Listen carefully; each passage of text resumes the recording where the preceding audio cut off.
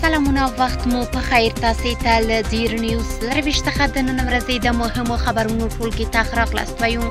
نن جمعه د 1404 هجري لمریز کال د سنبلې 14مه چې د 2015 زیږدیز کال د سپټمبر له 15 سره برابر ده. زه شبنم وزریم او تاسو ته له زیر نیوز لرويشت څخه د هیواد او نړۍ مهم خبرونه وړاندې کوم.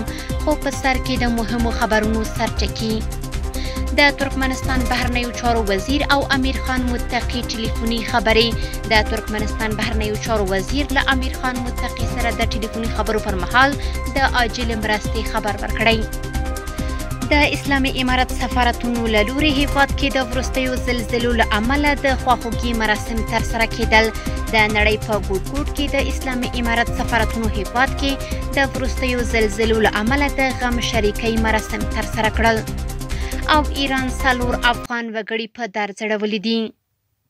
د خبرونو تفصیل د ترکمنستان بهرنیو چارو وزیر له امیر خان متقی سره د ټلیفوني خبرو پر مهال د عاجل مرستې خبر ورکړی.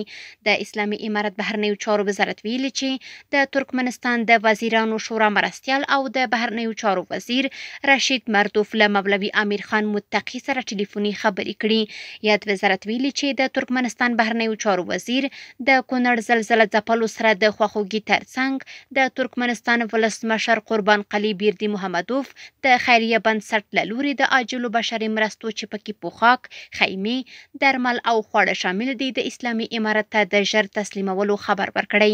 د غرض متقی د کونړ زلزله ځپلو ته د یادو مرستو د پر وخت رسولو ډاډ ورکړی. بل لور ته د ایران د بهرنیو چارو وزیر سید عباس عراقچي هم له متقی سره په ټلیفوني خبرو کې د ختیځ افغانستان د زلزلې د قربانیانو له کورنیو سره خواخوږي په څرګندولو د ایران د شاوخوا 200 ټنه مرستو یادونه وکړه او د نورو اړینو مرستو د برابرولو لپاره یې د خپل هیواد چمتووالی اعلان کړ. د نړۍ په ګوټ ګوټ کې د اسلامي امارت سفارتونو هیواد کې د وروستیو زلزلو له امله غم شریکۍ مراسم ترسره کړل. په قطر، ترکیه، ترکمنستان، ابوظبي، پاکستان، هند، چین، اندونیزیا، ایران او یو شمیر نورو هیوادونو کې د اسلامي امارت سفارتونو د افغانستان په ختیځو ولایتونو کې د وروستیو زلزلو له امله د غم شریکۍ مراسم ترسره کړل. دغه مراسم چې په یادو هیوادونو کې د اسلامي امارت سفارتونو کې ترسره شول د کوربه هیوادونو له چارواکو سربیره بیلابیلو بهرنیو سفیرانو او ګڼو ډیپلوماټانو برخه اخیستې وه. خپله غم شریکي له افغانستان سره د تعزیت په کتاب کې درج کړه. کابل شنبه او یکشنبه د برېښنا انرژۍ د پانګونې ستر کنفرانس کوربه دی. برېښنا شرکت خبر ورکړی چې دغه پراخ کنفرانس کې د 22 هیوادونو استازي، د نړیوالو بنسټونو غړي، ملي او نړیوال پانګوال، دولتي استازي او خصوصي سکتور فعالان برخه لري.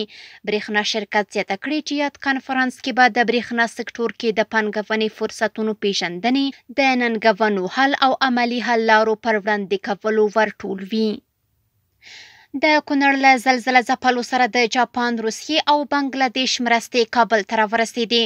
په کابل کې د چین سفارت ویلي چې نن سهار د JICA بیړنۍ مرستې چې خیمې او کمپلې پکې شاملې وې کابل ته راورسېدې.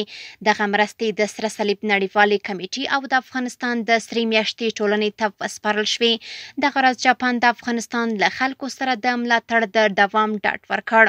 د بنګلادیش بهرنیو چارو وزارت خبر ورکړی چې د بنګلادیش بشري مرستې د زلزله ځپلو خلکو لپاره کابل ته ورسېدې. د بنګلادیش بهرنیو چارو وزارت زیاته کړې چې دا مرستې نن د بنګلادیش د هوایي ځواک د الوتکې له لارې انتقال شوي دي. ترڅنګ یې د روسیې فدراسیون لخوا د 60 ټنو خوراکي موادو لومړۍ برخه له پیښو سره د مبارزې ملي ادارې مشر ته وسپارل شوه. ایران 4 افغان وګړي په درد اړولي دي. د ایران بشري حقوقو سازمان هنګاو راپور ورکړی چې د ایران په بیلابیلو زندانونو کې د لسو بندیانو د اعدام حکمونه عملي شوي چې پکې 4 تنه د افغانستان تبع هم شامل دي. راپور کې راغلي چې دغه کسان د نشهیي توکو اړوند جرمونو او قصدي قتل په تور محکوم شوي وو چې په قزل حصار، قم، کرمانشاه او نورو زندانونو کې اعدام شوي. راپور زیاتوي چې د چهارشنبې په سهار هم 3 نور افغان اتباع چې پلار، زوی او تره زوی وو اعدام شول. د ایران حکومتي رسنیو په ځانګړې توګه د قضایه قوې اړوند رسنیو د دغو اعدامونو په اړه څه نه دي ویلي. کورني خبرونه هم دومره و. د نړیوالو او سپورتي خبرونو لپاره زموږ پاڼې وڅارئ په خپل رسنیو باندې فیسبوک، انسټاګرام، ایکس یا پخوانی ټویټر، یوټیوب او ټیک ټاک زموږ خپرونې خوښئ او موږ تعقیب کړئ. ادرس یې زیری نیوز 24 تر سبانۍ خپرونې. د الله په امان.